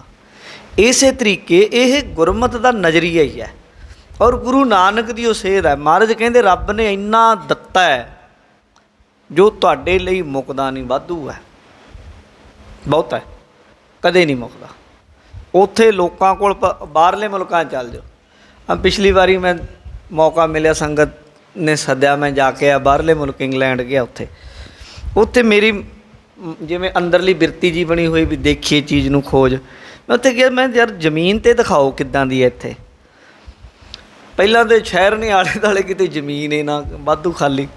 ਫਿਰ ਗਏ ਅਸੀਂ ਇੱਕ ਵਾਰ ਮਹਾਰਾਜਾ ਦਲੀਪ ਸਿੰਘ ਜੀ ਦੀ ਜਿੱਥੇ ਸਮਾਧ ਬਣੀ ਆ, ਵੀ ਸਾਡੇ ਰਾਜੇ ਸੀ ਉਹਨਾਂ ਦਾ ਦੇਖਣ ਗਏ। ਉੱਥੇ ਰਸਤੇ 'ਚ ਜ਼ਮੀਨਾਂ ਦੇਖੀਆਂ, ਉੱਥੇ ਕੋਈ ਫਸਲ ਨਹੀਂ ਹੁੰਦੀ, ਕੋਈ ਨਹੀਂ, ਮਾੜੀ ਮੋਟੀ ਹੋ ਜੇ ਪਰ ਉੱਥੇ ਫਸਲ ਨਹੀਂ ਹੁੰਦੀ। ਉੱਥੇ ਇੰਨੀ ਠੰਡ ਰਹਿੰਦੀ ਹੈ ਲਗਭਗ ਦੇਸ਼ 'ਚ ਆਲੇ ਦੁਆਲੇ ਹੋਰ, ਪਰ ਪਦਾਰਥ ਉੱਥੇ ਇੰਨੇ ਰੁਲਦੇ ਫਿਰਦੇ ਆ ਕਿ ਲੋਕੀ ਫਰੂਟ ਨੂੰ, ਸੇਬ ਨੂੰ ਤਾਂ ਖਾ ਕੇ ਨਹੀਂ ਰਾਜੀ ਕੋਈ, ਇੰਨੇ ਪਏ ਹੁੰਦੇ। ਜੇ ਉਹਨਾਂ ਦੇਸ਼ਾਂ 'ਚ ਜਿੱਥੇ ਅਨਾਜ ਬਹੁਤਾ ਨਹੀਂ ਹੁੰਦਾ, ਜਿੱਥੇ ਚੌਲ ਬਹੁਤੇ ਨਹੀਂ ਹੁੰਦੇ, ਜਿੱਥੇ ਫਰੂਟ ਬਹੁਤੇ ਨਹੀਂ ਹੁੰਦੇ, ਉੱਥੇ ਵੀ ਇੰਨਾ ਅਨਾਜ ਪਹੁੰਚਦਾ ਹੈ ਕਿਤੋਂ, ਉੱਥੇ ਵੀ ਜਿੱਥੇ ਪੈਦਾਵਾਰ ਨਹੀਂ। ਇਹ ਮੈਂ ਤੁਹਾਨੂੰ ਇੱਕ ਅਨੁਭਵ ਦੀ ਗੱਲ ਦੱਸ ਰਿਹਾ ਕਿ ਜਿੱਥੇ ਜਿਹੜੇ ਖਜ਼ਾਨਿਆਂ 'ਚ ਜਿਸ ਦੁਨੀਆ 'ਚ ਅਸੀਂ ਰਹਿ ਰਹੇ ਹਾਂ, ਜਿਸ ਧਰਤੀ 'ਤੇ ਭਾਰਤ ਦੀ 'ਤੇ ਜਿੱਥੇ ਸਭ ਕੁਝ ਹੈ, ਉੱਥੇ ਭੁੱਖਾ ਮਰ ਸਕਦਾ ਕੋਈ? ਜੇ ਕਿਤੇ ਮਰਦਾ ਤਾਂ ਸਾਡੀ ਆਗੂਆਂ ਦੀ, ਸਾਡੇ ਲੀਡਰਾਂ ਦੀ, ਸਾਡੀ ਆਪਣੀ ਬਦ ਇਖਲਾਕੀ ਹੈ। ਰੱਬ ਨੇ ਕਿਤੇ ਵੀ ਕੋਈ ਕਮੀ ਨਹੀਂ ਛੱਡੀ। ਇਹ ਤਾਂ ਮੈਂ ਦੱਸਿਆ, ਕਈ ਸਾਡੇ ਬੰਦੇ, ਸਾਡੇ ਭਾਈ, ਸਾਡੇ ਪੱਗਾਂ ਬੰਨੀਆਂ ਵਾਲੇ, ਖੋਟੇ ਦਿਮਾਗਾਂ ਵਾਲੇ ਆਖਣਗੇ, ਇਸ ਪੰਗਤੀ 'ਤੇ ਸ਼ੰਕਾ ਖੜਾ ਕਰਦੇ ਆ ਉਹ, ਕਾਹੇ ਰੇ ਮਨ ਚਿੱਤ ਵੈ ਉਦਮ ਜਾ ਹਰ ਹਰ ਜੀਓ ਪਰਿਆ, ਸੈਲ ਪੱਥਰ ਮੈਂ ਜੰਤੋ ਪਾਏ ਤਾ ਕਾਰਜ ਕਾਗੇ ਕਰ ਧਰਿਆ। ਉਹ ਕਹਿੰਦੇ ਆ, ਹੋਰ ਹਿੰਦੂ ਨੇ ਨਹੀਂ ਕਿਸੇ ਨੇ ਕੀਤਾ ਸ਼ੰਕਾ, ਕਿਸੇ ਮੁਸਲਮਾਨ ਨਹੀਂ, ਉਹ ਕਹਿੰਦੇ ਆ, ਕਹਿੰਦੇ ਬਾਣੀ ਤੇ ਕਹਿੰਦੀ ਰਿਜ਼ਕ ਦਿੰਦਾ, ਲੈ ਕਈ ਤੇ ਬੰਦੇ ਭੁੱਖੇ ਮਰੀ ਜਾਂਦੇ। ਉਹ ਬੇਹਯਾ, ਉਹ ਤੁਹਾਡੀ ਬਦੌਲਤ ਭੁੱਖੇ ਮਰਦੇ ਆ। ਤੂੰ ਕਦੇ ਆਪਣੇ ਗੁਆਂਢੀ ਨੂੰ ਪੁੱਛਿਆ ਤੇਰੇ ਘਰ ਅਨਾਜ ਹੈ ਕਿ ਨਹੀਂ? ਤੇਰੇ ਘਰ ਡਰਮਾਂ ਦੇ ਡਰਮ ਭਰੇ ਪਏ, ਤੂੰ ਜਿਉਂਦਾ ਕਾਹਦੇ ਵਾਸਤੇ ਆ ਜੇ ਤੇਰੇ ਕੋਲ ਇੰਨਾ ਕੁਝ ਹੈ? ਤੇਰਾ ਗੁਆਂਢੀ ਮਰ ਗਿਆ, ਉਹ ਤੇਰੇ ਕਰਕੇ ਭੁੱਖਾ ਮਰਿਆ, ਰੱਬ ਕਰਕੇ ਨਹੀਂ। ਰੱਬ ਨੇ ਤਾਂ ਦਿੱਤੇ ਇੰਨੇ ਦਾਣੇ ਅਤੇ ਨਾਲ ਹੁਕਮ ਕਰ ਦਿੱਤਾ, ਖਾਵੋ ਖਰਚੋ ਰਲ ਮਿਲ ਭਾਈ, ਟੂਟ ਨਾ ਆਵੇ ਵੱਧਦੂ ਜਾਈ। ਜਦੋਂ ਇਕੱਠਾ ਕਰਾਂਗੇ, ਸਟੋਰ ਕਰਾਂਗੇ, ਉੱਥੇ ਜਾ ਕੇ ਨੁਕਸਾਨ ਹੁੰਦਾ ਹੈ। ਤਦੇ ਗੁਰੂ ਸਾਹਿਬਾਨਾਂ ਦੇ ਇਤਿਹਾਸ ਨੂੰ ਪੜ੍ਹ ਲਓ, ਉਹਨਾਂ ਕੇ ਲਿਆਉਣਾ ਜਿੰਨੇ ਕੁ ਦੀ ਲੋੜ ਹੋਣੀ। ਲੰਗਰਾਂ 'ਚ ਵੀ ਤੁਸੀਂ ਦੇਖੋ ਲਿਖਿਆ ਹੁੰਦਾ, ਭਾਈ ਲੋੜ ਅਨੁਸਾਰ ਲਓ, ਵਾਧੂ ਸੁੱਟੋ ਨਾ, ਖਾਓ ਮਨ ਭਰ, ਛੱਡੋ ਨਾ ਕਣ ਭਰ, ਐਂ ਲਿਖਿਆ ਹੁੰਦਾ। ਮਨ ਖਾ ਲਓ ਭਾਵੇਂ, ਪਰ ਖਰਾਬ ਨਾ ਕਰੋ ਇਹਨੂੰ। ਇਹ ਮਹਾਰਾਜ ਦਾ ਹੁਕਮ ਹੈ। ਇਉਂ ਮਹਾਰਾਜ ਇੱਥੇ ਸਮਝਾ ਰਹੇ। ਹੁਣ ਉਹਦਾ ਇੱਕ ਗੁਣ ਹੈ, ਉਹ ਗੁਣ ਦੀ ਆਪਾਂ ਗੱਲ ਕੀਤੀ ਹੈ ਥੋੜ੍ਹੀ ਜਿਹੀ। ਮਹਾਰਾਜ ਕਹਿੰਦੇ, ਨਾਨਕ ਸੋ ਸਾਲਾਹੀ ਹੈ, ਜੇ ਦੇਂਦਾ ਸਭਨਾ ਜੀਆਂ ਰਿਜ਼ਕ ਸਮਾਏ। ਉਹਦੀ ਸਿਫਤ ਕਰਿਆ ਕਰੋ। ਜੇ ਸਾਰੇ ਜੀਵਾਂ ਦੀ ਰਿਜ਼ਕ ਪਹੁੰਚਦੀ ਕਰਦਾ, ਪੜਾ ਦਿੰਦਾ, ਉਹਨੇ ਧਰਤੀ 'ਤੇ ਸਭ ਦੀ ਲਿਖੀ ਹੋਈ, ਜਿੰਨੇ ਕੁ ਜੀਵ ਹੈ ਉਹਨਾਂ ਨੂੰ ਉਨੀ ਕੁ ਦਿੱਤੀ ਹੈ। ਜਿਹੜੇ ਧਰਤੀ 'ਤੇ ਨਹੀਂ, ਸਮੁੰਦਰ 'ਚ ਨੇ, ਉਹਨਾਂ ਨੂੰ ਵੀ ਕਹਿੰਦੇ ਜਲ ਮੈਂ ਜੰਤੋ ਪਾਏ ਹਨ, ਤਿੰਨਾਂ ਪੀ ਰੋਜੀ ਦੇ। ਉੱਥੇ ਕਿਰਸ ਨਾ ਚੱਲੀ ਨਾ ਕੋ, ਉੱਥੇ ਹੱਟ ਨਾ ਚੱਲੀ ਨਾ ਕੋ ਕਿਰਸ ਕਰੇ। ਉੱਥੇ ਹੱਟ ਨਹੀਂ, ਕੋਈ ਕਿਰਸਾਨੀ ਨਹੀਂ ਕਰਦਾ, ਪਰ ਉੱਥੇ ਜੀਆਂ ਕਾ ਆਹਾਰ ਜੀ, ਉੱਥੇ ਜੀਵਾਂ ਦਾ ਆਹਾਰ ਜੀਵ ਬਣਾਤੇ। ਛੋਟੀ ਮੱਛੀ ਵੱਡੀ ਨੂੰ ਖਾਈ ਜਾਂਦੀ ਹੈ, ਛੋਟੇ ਜੀਵ ਨੂੰ ਵੱਡਾ ਖਾਈ ਜਾਂਦਾ, ਇੱਦਾਂ ਚੱਲੀ ਜਾਂਦਾ ਉਹਨਾਂ ਦਾ। ਮਹਾਰਾਜ ਕਹਿੰਦੇ ਇਹ ਉਹਦੀ ਖੇਡ ਹੈ ਭਾਈ। ਉਹ ਰਾਜ਼ਕ, ਉਹ ਰੋਜੀ ਦੇਣ ਵਾਲੇ ਦਾਤੇ ਵਾਹਿਗੁਰੂ ਦੀ ਸਿਫਤ ਕਰਿਆ ਕਰੋ, ਉਹ ਮਾਲਕ ਹੈ। ਮਹੱਲਾ ਤੀਜਾ, ਤੀਜੇ ਪਾਤਸ਼ਾਹ ਸਮਝਾ ਰਹੇ, ਚਾਤ੍ਰਿਕ ਤੂੰ ਨਾ ਜਾਣਹੀ, ਕਿਆ ਤੁਧ ਵਿੱਚ ਤਿਖਾ ਹੈ, ਕਿਤ ਪੀਤਾ ਤਿਖ ਜਾਏ। ਮਹਾਰਾਜ ਕਹਿੰਦੇ ਚਾਤ੍ਰਿਕ ਤੂੰ ਨਾ ਜਾਣਹੀ, ਇਹ ਚਾਤ੍ਰਿਕ ਐ ਪਪੀਹੇ ਤੈਨੂੰ ਨਹੀਂ ਸਮਝ। ਕਹਿੰਦਾ ਜੀ ਕਾਹਦੀ, ਕਿਸ ਚੀਜ਼ ਦੀ ਜੀ? ਕਿਆ ਤੁਧ ਵਿੱਚ ਤਿਖਾ ਹੈ, ਤੇਰੇ ਵਿੱਚ ਕਾਹਦੀ ਪਿਆਸ ਹੈ, ਤੈਨੂੰ ਸਮਝ ਨਹੀਂ। ਤੈਨੂੰ ਲੱਗਦਾ ਪਦਾਰਥਾਂ ਦੀ ਪਿਆਸ ਹੈ ਨਾ, ਇਹ ਨਹੀਂ, ਤੈਨੂੰ ਨਹੀਂ ਪਤਾ ਹੀ ਨਹੀਂ, ਤੇਰੇ ਅੰਦਰ ਕਿਹੜੀ ਚੀਜ਼ ਹੈ, ਪਿਆਸ ਕਿਸ ਦੀ ਹੈ, ਤੈਨੂੰ ਸਮਝ ਹੀ ਨਹੀਂ। ਚਾਤ੍ਰਿਕ ਤੂੰ ਨਾ ਜਾਣਹੀ, ਕਿਆ ਤੁਧ ਵਿੱਚ ਤਿਖਾ ਹੈ, ਤੇਰੇ ਵਿੱਚ ਕਾਹਦੀ ਪਿਆਸ ਹੈ, ਤੈਨੂੰ ਪਤਾ ਹੀ ਨਹੀਂ। ਤੇ ਮਹਾਰਾਜ ਕਹਿੰਦੇ ਕਿਤ ਪੀਤਾ ਤਿਖ ਜਾਏ, ਤੈਨੂੰ ਇਹ ਵੀ ਨਹੀਂ ਪਤਾ ਕਿਹੜੀ ਚੀਜ਼ ਹੈ ਜਿਹਨੂੰ ਪੀਆਂ ਪੀਤਿਆਂ ਤੇਰੀ ਤਿਖਾ, ਤੇਰੀ ਪਿਆਸ ਬੁੱਝ ਜਾਏ। ਐਵੇਂ ਭਾਈ ਨੰਦ ਲਾਲ ਨਹੀਂ ਆਪਣੀਆਂ ਰਚਨਾ 'ਚ ਕਹਿੰਦੇ ਮੈਂ ਜਦੋਂ ਅਨੰਦਪੁਰ ਵੱਲ ਮਾਰਦਾ ਨਜ਼ਰ, ਅਤੇ ਅਨੰਦਪੁਰ ਦੇ ਫਕੀਰ, ਅਨੰਦਪੁਰ ਸਾਹਿਬ ਦੇ ਮੰਗ 'ਤੇ ਬਾਦਸ਼ਾਹ ਦੇਖਿਆ, ਲੋਕਾਂ ਨੂੰ ਦਾਤਾਂ ਵੰਡਦੇ ਆ। ਮਤਲਬ ਅਨੰਦਪੁਰ ਦੇ ਮੰਗ 'ਤੇ ਕੌਣ ਹੈ? ਖਾਲਸਾ ਅਨੰਦਪੁਰ ਦਾ ਵਾਸੀ ਹੈ, ਅਨੰਦਪੁਰੋਂ ਸਭ ਕੁਝ ਮੰਗਦਾ। ਉਹ ਕਹਿੰਦੇ ਵੀ ਇੱਥੇ ਇਹ ਬਾਦਸ਼ਾਹ ਬਣ ਜਾਂਦੇ, ਬਾਦਸ਼ਾਹ ਨੇ ਕੁੱਲ ਦੁਨੀਆ ਨੂੰ ਰਜਾਈ ਜਾਂਦਾ। ਕਿਉਂ? ਇਹਦੀ ਆਤਮਿਕ ਤ੍ਰਿਪਤੀ ਹੋ ਗਈ, ਇੱਥੇ ਅੰਦਰੋਂ ਰੱਜ ਗਏ। ਉਂਝ ਦੁਨੀਆ ਦੀ ਉਹਦੇ ਉੱਤੇ ਵੀ ਬੈਠਾ ਹੈ, ਤਖਤ 'ਤੇ ਵੀ ਕੋਈ ਬੈਠਾ, ਦੁਨਿਆਵੀ ਤਖਤ। ਸਾਡੇ ਤਖਤਾਂ ਦੀ ਤਾਂ ਗੱਲ ਨਹੀਂ, ਇਹ ਤਾਂ ਮਹਾਰਾਜ ਜੀ ਦੇ ਸਾਜੇ ਹੋਏ ਸਥਾਨ ਹੈ। दुनिया के तख्त उत्ते बैठा होया भी दुखी है, बंदा परेशान है। इंद्र भी बन गया तां भी परेशान है, राजा धरती का बन जाए तां भी दुखी है। महाराज कहते क्योंकि सूझी नहीं भी मेरी मेन जरूरत लोड़ की है। इकट्ठा वो कुछ करी जाता है मौत का समान, इकट्ठा वो कुछ करी जाता है जिहदी लोड़ ही नहीं। दूजा भाए भरमिया अमृत जल पल्लै ना पाए। कहते पी है चाहिदा ते अमृत जल सी, नाम जल चाहिदा सी, पर वो तो छड़ गवाया है। दूजा भाए भरमिया कहते दूजे पासे भटकदा फिरदा है, उलझिया फिरदा है। मित्र प्यारा नानक जी मैं छड़ गवाया, रंग कसम मैं भुल्ली। कहते गवा दिता, कच्चे जे रंग सोहने लगदे दुनिया दे। दूजा भाए भरमिया अमृत जल पल्लै ना पाए। जिहड़ा अमृत जल है नाम है वो पल्ले पै नहीं रहा, वो जबान नाल जपना नहीं चाहुंदा, वो ते बैठना नहीं चाहुंदा। जे कोई बहिंदा उहनूं टुचरां करदा है, उहनूं मजाक करदा है। जे कोई सिमरन करन लगे उहनूं कहंदा लै आ गया बड्डा है, पखंड करदा है। महाराज कहंदे भटकिया होया बंदा है, ये आप तपिया फिरदा है, इहदे कोलों भाफां ही निकलणीਆਂ अग दीयां। इहो ਜਿਹੇ बंदे तो बच के रहा करो, बड़े इदां दे मिलणगे तुहानूं, वाधू है इहो ਜਿਹੇ बंदे, जिथे जाओगे उत्थे मिलणगे। महाराज कहंदे क्योंकि बई अमृत जाल इहदे पल्ले च सुरत च बसिया नहीं, नाम है जिहड़ा। नदर करे जे अपनी तां सतगुर मिलै सुभाए। महाराज कहंदे जेकर किते वाहिगुरू अपनी नदर करदा है ना, मेहर करे तां सतगुर मिलै सुभाए, तां इहनूं गुरु मिल पैंदा है।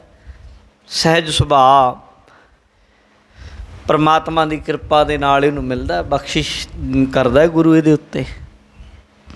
ये अपने यत्नां नाल नहीं भी आखे मैं गुरु नूं पा लिया। गुरु नूं पाउण वाला ये कौन है?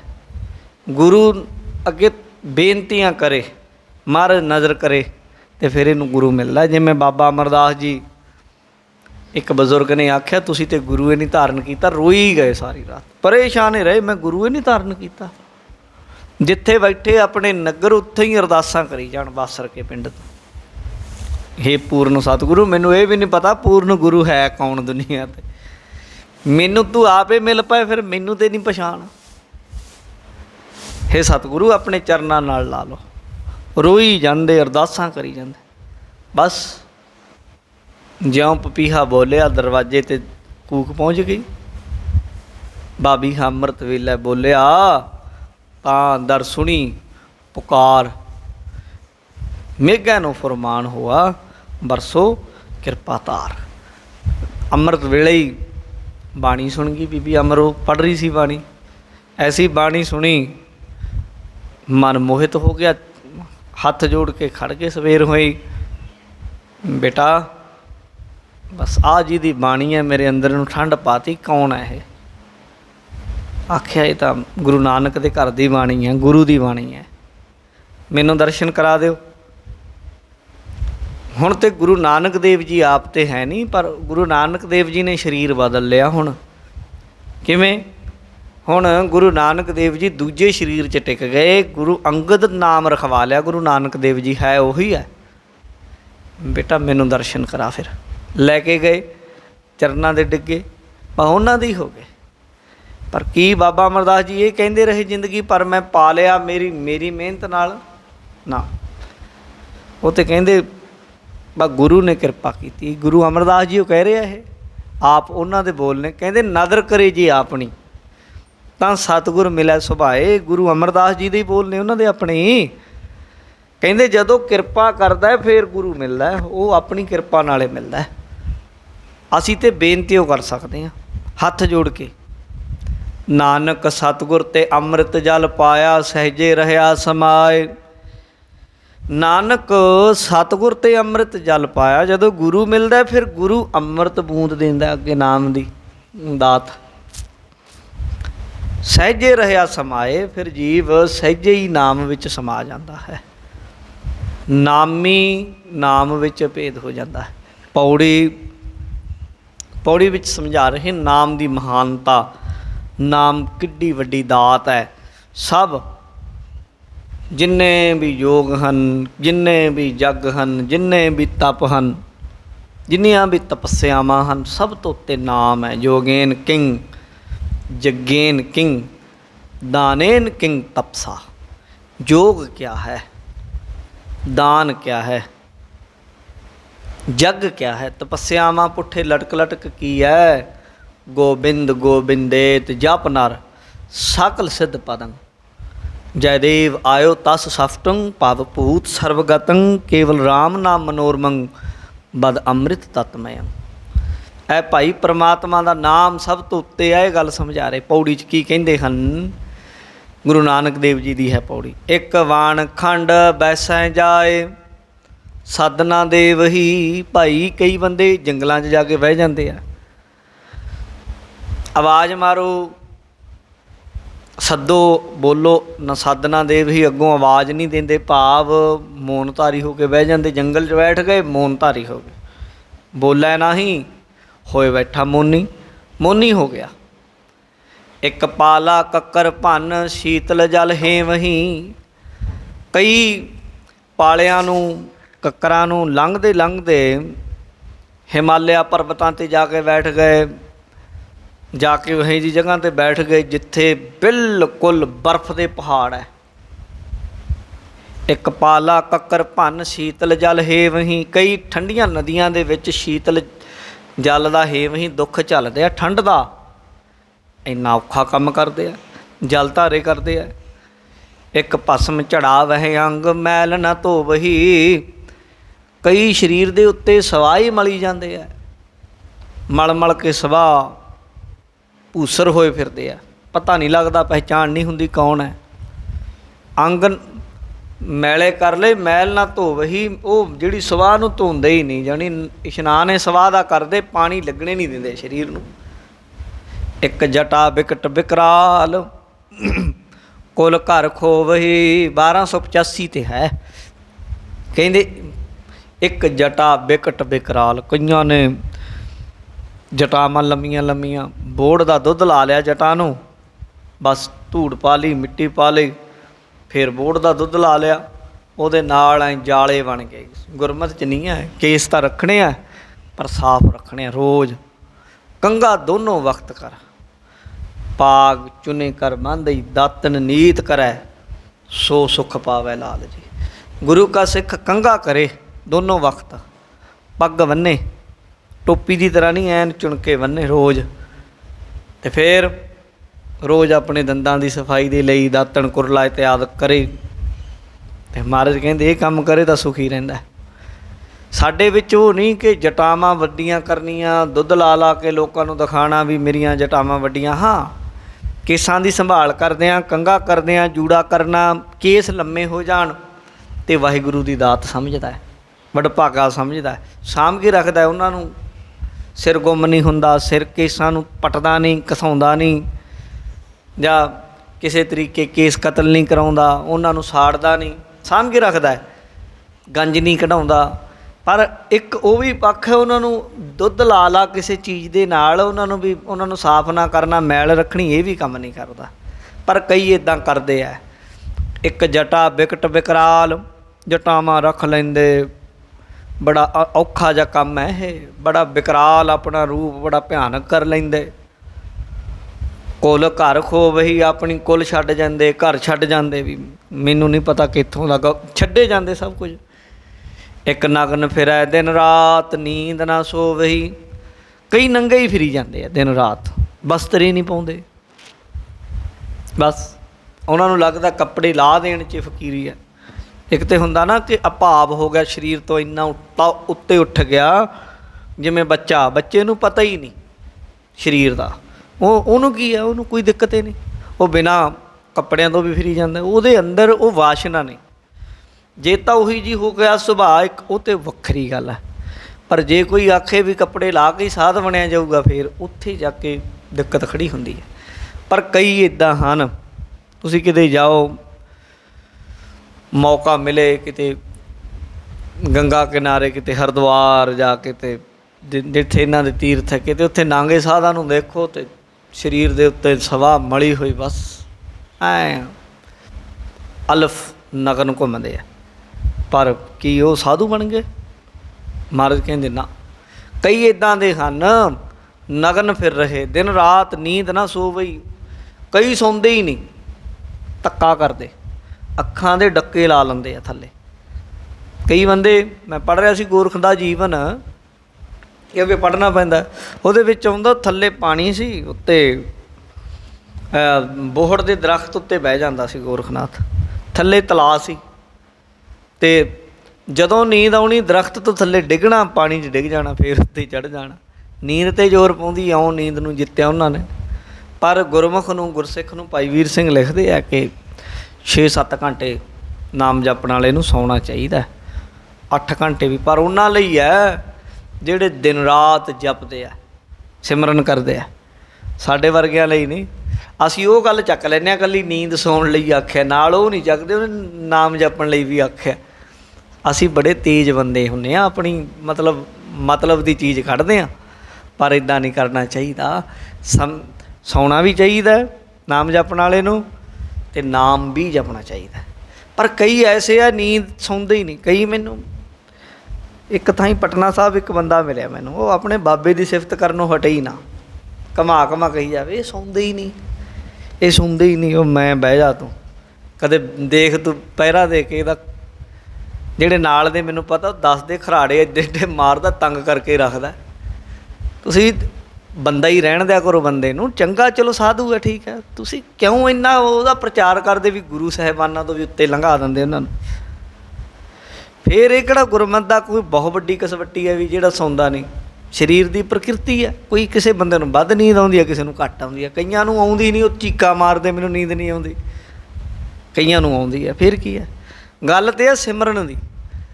ਇੱਕ ਆਗਨ ਜਲਾਵੈ ਅੰਗ ਆਪ ਵਿਗੋਵਹਿ, ਕਹਿੰਦੇ ਕਈ ਧੂਣੀਆਂ ਤਪਾਈ ਜਾਂਦੇ, ਆਪਣੇ ਅੰਗਾਂ ਨੂੰ ਸੇਕ ਦੇਈ ਜਾਂਦੇ, ਆਪਣੇ ਅੰਗ ਜਲਾਈ ਜਾਂਦੇ, ਸੜੀ ਜਾਂਦੇ ਐ ਧੂਣੀਆਂ ਆਲੇ ਦੁਆਲੇ ਤਪਾ ਕੇ। ਪਰ ਕੀ ਕਹਿੰਦੇ, ਆਪ ਵਿਗੋਵਹਿ, ਆਪਣੇ ਆਪ ਨੂੰ ਖੁਆਰ ਕਰਦੇ ਆ ਉਹ। ਵਿਣ ਨਾਵੈ ਤਨ ਛਾਰ ਕਿਆ ਕਹਿ ਰੋਵਹਿ, ਆਹਾ ਗੁਰੂ ਜੀ ਕਹਿ ਰਹੇ ਆ, ਕਹਿੰਦੇ ਨਾਮ ਬਿਨਾਂ ਸੁਆਹ ਹੈ, ਸੁਆਹ ਹੈ ਪਹਿਲਾਂ ਹੀ, ਇਹਨੂੰ ਹੋਰ ਤਪਾਈ ਜਾ। ਕਹਿੰਦੇ ਕਿਆ ਕਰ ਰੋਵਹਿ, ਕੀ ਕਰ ਰਿਹਾ ਤੂੰ, ਰੋਵੇਂਗਾ ਇਹਦੇ ਨਾਲ। ਸੋਹਨ ਖਸਮ ਦੁਆਰ ਜੇ ਸਤਿਗੁਰ ਸੇਵਹੀ, ਕਹਿੰਦੇ ਸੋਹਣਗੇ ਰੱਬ ਦੇ ਦਰ 'ਤੇ ਉਹੀ, ਸ਼ੋਭਾ ਪਾਉਣਗੇ ਜੇ ਸਤਿਗੁਰ ਸੇਵਹੀ, ਜਿਹੜੇ ਇਨਸਾਨ ਗੁਰੂ ਦੀ ਸੇਵਾ ਕਰਦੇ ਅਤੇ ਨਾਮ ਜਪਦੇ, ਉਹ ਸ਼ੋਭਾ ਪਾਉਣਗੇ। ਇਸ ਲਈ ਕਿਸੇ ਨੂੰ ਕੁਝ ਨਹੀਂ ਮੰਨਣਾ। ਇਹ ਜੰਗਲਾਂ 'ਚ ਘੁੰਮਦਾ ਫਿਰਦਾ ਹੈ, ਇਹ ਜੀ ਠੰਡ 'ਚ ਬੈਠਾ ਰਹਿੰਦਾ ਹੈ, ਇਹ ਜੀ ਜਲ ਧਾਰੇ ਕਰਦਾ ਹੈ ਜੀ, ਇਹਨੇ ਜੀ ਭਸਮ ਚਾੜ ਲਈ ਜੀ, ਇਹਨੇ ਜੀ ਜਟਾਵਾਂ ਰੱਖ ਲੀਆਂ ਜੀ, ਇਹ ਜੀ ਨਗਨ ਫਿਰਦਾ ਹੈ ਜੀ, ਇਹ ਸੌਂਦਾ ਹੀ ਨਹੀਂ ਜੀ, ਇਹ ਬੜਾ ਵੱਡਾ ਸੰਤ ਹੈ ਜੀ, ਇਹਨੇ ਜੀ ਧੂਣੀਆਂ ਤਪਾ ਲਈਆਂ। ਮਹਾਰਾਜ ਕਹਿੰਦੇ ਨਾ, ਨਾਮ ਤੋਂ ਬਿਨਾਂ ਸਭ ਧੂੜ ਹੈ, ਮਿੱਟੀ ਘੱਟ ਹੈ, ਕੱਖ ਵੀ ਨਹੀਂ ਹੈ। ਇਹ ਜਿਹੜੇ ਸੇਵਾ ਕਰਦੇ ਆ, ਉਹਨਾਂ ਦਾ ਪਿਆਰ, ਉਹਨਾਂ ਦਾ ਸਤਿਕਾਰ, ਉਹੀ ਰੱਬੀ ਦਰਗਾਹ ਦੇ ਵਿੱਚ ਗੁਰਮਤਿ ਅਨੁਸਾਰ ਥਾਂ ਪਾਉਣਗੇ। ਉਹਨਾਂ ਦੇ ਲੋਕ ਸੁਖੀਏ, ਪਰਲੋਕ ਸੁਹੇਲੇ ਹੋਣਗੇ। ਇਹ ਗੁਰੂ ਜੀ ਦੱਸ ਰਹੇ ਹਨ। ਇੱਥੇ ਹੀ ਸਮੇਂ ਦੀ ਸਮਾਪਤੀ, ਹੋਈਆਂ ਭੁੱਲਾਂ ਦੀ ਖਿਮਾ। ਸਮੂਹ ਸੰਗਤ ਦਾ ਧੰਨਵਾਦ ਜੀ। ਵਿਣ ਨਾਵੈ ਤਨ ਛਾਰ ਕਿਆ ਕਹਿ ਰੋਵਹਿ, ਸੋਹਨ ਖਸਮ ਦੁਆਰ ਜੇ ਸਤਿਗੁਰ ਸੇਵਹੀ। ਵਾਹਿਗੁਰੂ ਜੀ ਕਾ ਖਾਲਸਾ, ਵਾਹਿਗੁਰੂ ਜੀ ਕੀ ਫਤਿਹ।